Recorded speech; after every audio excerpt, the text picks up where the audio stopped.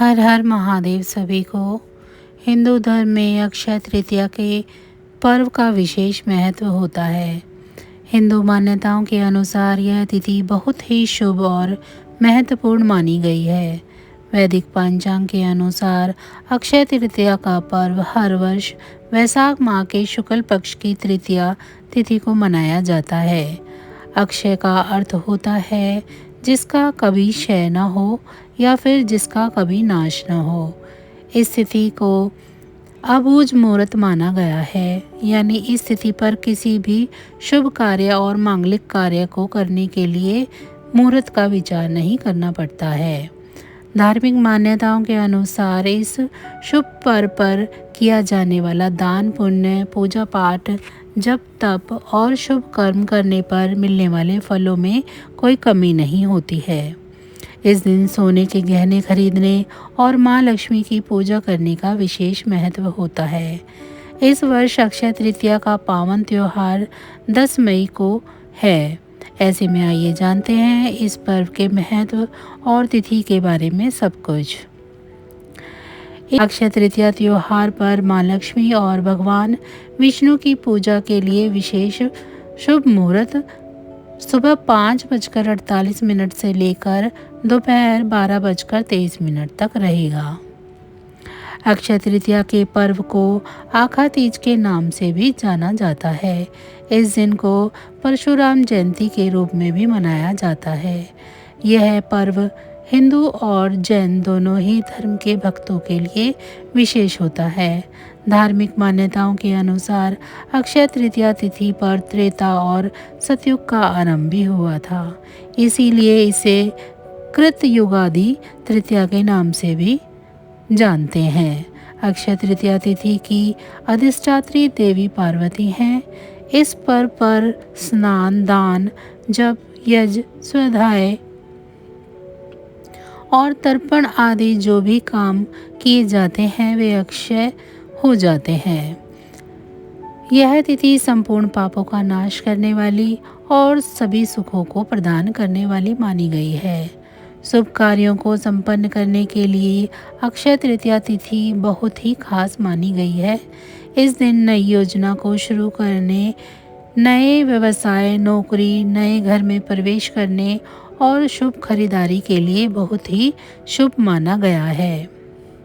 शास्त्रों में अक्षय तृतीया तिथि को स्वयं सिद्ध अबूझ मुहूर्त माना गया है, यानी इस तिथि पर बिना मुहूर्त का विचार किए सभी प्रकार के शुभ कार्य संपन्न किए जा सकते हैं। इस दिन कोई भी शुभ मांगलिक कार्य जैसे विवाह, गृह प्रवेश, सोना चांदी के आभूषण, घर, भूखंड या वाहन आदि की खरीदारी से संबंधित कार्य किए जा सकते हैं। ऐसी मान्यता है कि जिस अबूझ मुहूर्त की तिथि पर व्यापार आरंभ, घर गृह प्रवेश, वैवाहिक कार्य, सकाम अनुष्ठान, दान पुण्य, पूजा पाठ अक्षय रहता है, अर्थात वह कभी नष्ट नहीं होता है। हिंदू पंचांग के अनुसार हर वर्ष अक्षय तृतीया का त्यौहार वैशाख माह के शुक्ल पक्ष की तृतीया तिथि को मनाया जाता है। वैदिक ज्योतिषी शास्त्र में भी इस तिथि का विशेष महत्व होता है। ज्योतिषी शास्त्र के अनुसार जब अक्षय तृतीया का पर्व आता है तो सूर्य अपनी उच्च राशि मेष में होते हैं। साथ ही इस तिथि पर चंद्रमा वृषभ राशि में मौजूद होते हैं। माना जाता है कि इस दौरान सूर्य और चंद्रमा दोनों ही सबसे ज़्यादा चमकीले यानी सबसे ज़्यादा प्रकाश उत्सर्जित करते हैं। इस तरह से अक्षय तृतीया पर ज़्यादा से ज़्यादा प्रकाश पृथ्वी की सतह पर मौजूद रहता है। इस कारण से इस अवधि को सबसे शुभ समय माना जाता है। अक्षय तृतीया पर्व पर जुड़े 10 महत्वपूर्ण तथ्य चलिए जानते हैं। अक्षय तृतीया तिथि पर भगवान विष्णु के छठे अवतार भगवान श्री परशुराम की जयंती भी मनाई जाती है। भगवान परशुराम को चिरंजीवी माना गया है, इस कारण से इसे चिरंजीवी तिथि भी कहा जाता है। अक्षय तृतीया पर ही सतयुग और त्रेता युग का प्रारंभ हुआ था। भगवान विष्णु के अवतार नर नारायण और हयग्रीव का अवतरण अक्षय तृतीया तिथि पर ही हुआ था। इस तिथि पर ब्रह्मा जी के पुत्र अक्षय कुमार का भी आविर्भाव हुआ था। अक्षय तृतीया के दिन ही वेद व्यास और श्री गणेश द्वारा महाभारत ग्रंथ के लेखन का प्रारंभ किया गया था। अक्षय तृतीया के पर्व के दिन ही महाभारत के युद्ध का समापन हुआ। धार्मिक मान्यताओं के अनुसार अक्षय तृतीया तिथि पर ही मां गंगा का पृथ्वी पर आगमन हुआ था। इस तिथि पर ही हर वर्ष श्री बद्रीनाथ के कपाट खोले जाते हैं। अक्षय तृतीया तिथि पर ही वृंदावन के श्री बांके बिहारी जी के मंदिर में संपूर्ण वर्ष में केवल एक बार श्री विग्रह के चरणों का दर्शन होता है। अक्षय तृतीया तिथि से ही उड़ीसा के प्रसिद्ध पुरी रथ यात्रा के लिए रथों का निर्माण कार्य शुरू हो जाता है। चलिए अब जानते हैं अक्षय तृतीया व्रत और संपूर्ण पूजा विधि।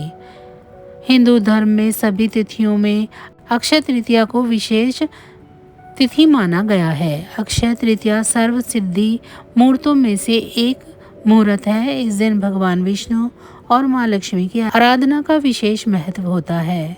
अपने और परिवार की सुख समृद्धि के लिए व्रत रखने का महत्व होता है। अक्षय तृतीया पर सुबह जल्दी उठकर गंगा स्नान या घर में ही गंगा जल मिलाकर स्नान करें। श्री विष्णु जी और माँ लक्ष्मी की प्रतिमा पर अक्षत चढ़ाना चाहिए। फिर इसके बाद श्वेत कमल के पुष्प या श्वेत गुलाब, धूप, अगरबत्ती और चंदन इत्यादि से पूजा अर्चना करनी चाहिए। नैवेद्य के रूप में जौ, गेहूँ या सत्तू, ककड़ी, चने की दाल आदि अर्पित करें। इस दिन ब्राह्मणों को भोजन करवाएं और उन्हें दान दक्षिणा देकर उनका आशीर्वाद प्राप्त करें। तो बस आज की जानकारी इतनी ही थी। फिर मिलेंगे हम आपको ऐसी ही किसी अन्य जानकारी के साथ अगली वीडियो में। तब तक अगर आपको मेरी ये जानकारी अच्छी लगी है तो वीडियो को लाइक करें। चैनल को सब्सक्राइब नहीं किया है तो चैनल को सब्सक्राइब कर लें और कमेंट बॉक्स में मुझे ज़रूर बताएं कि आप सभी को मेरी ये जानकारियाँ कैसी लग रही हैं। इसी के साथ माँ लक्ष्मी की कृपा आप सभी पर सदैव बनी रहे। धन्यवाद।